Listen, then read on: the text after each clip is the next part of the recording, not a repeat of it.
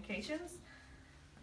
Do you wake up every morning to check and see if you have any social media notifications on your phone? When you have a spare few minutes, do you use it checking your Facebook? One of the negative aspects of social media on society is addiction.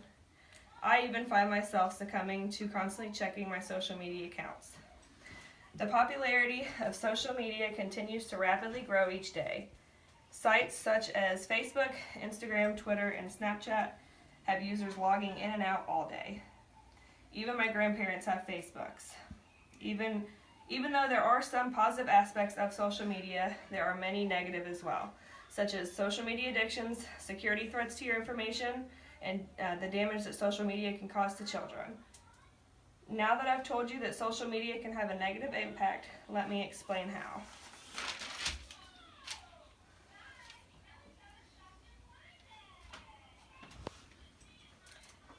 Since it's the age of smartphones, there's no doubt that everyone has social media at their literal fingertips.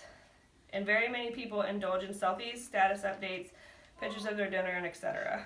Again, I'm guilty of all these things, but you have to take a step back and see if it's negatively impacting your life, especially if you cannot make it through the day without logging in and tuning out your real life. Social media addiction is a real thing. Think about your friends, or maybe even yourself, that go and delete their Facebook for me time, only to reactivate it again. You can compare this action to a relapse, to a drug addiction, or gambling addiction.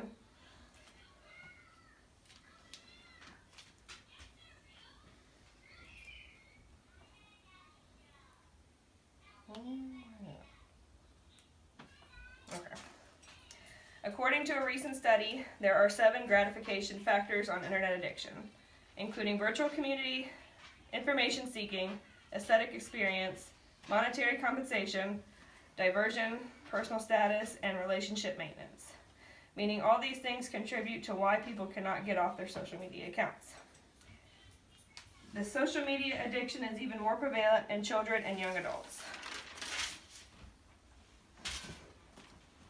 These children and teens were born into the rise of social media and contribute to the rising success and popularity of it.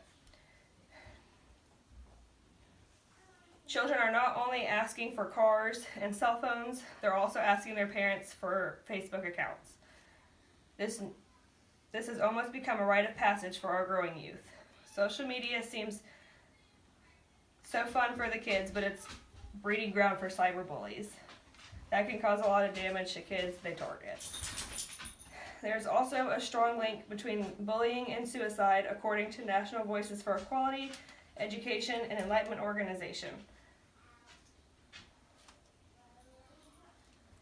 According to them, 1 million children were harassed, threatened, or subjected to other forms of cyberbullying on Facebook during the past year. Cyberbullies can be even more ruthless behind a keyboard and say permanently damaging things to these kids. There's also unsafe content for children posted on Facebook, and while inappropriate things can get taken down, they don't always catch it right away. A 12-year-old live streamed her own suicide, and the content wasn't removed from Facebook for 2 weeks. Videos and pictures such as these have lasting effects on the youth. Lastly, important personal information can be found, leaked, and even sold. Anything you post online can be incriminating.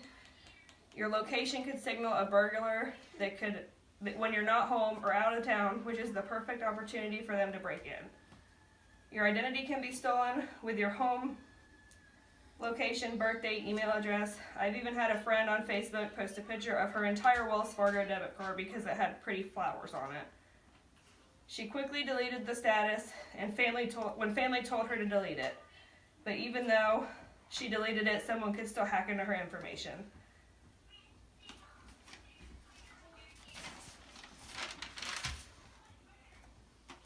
In summary, we know that social media can be bad. It is important to protect yourself by locking down your accounts, cutting down on your screen time, and helping stop addictions, and heavily monitoring your children on social media.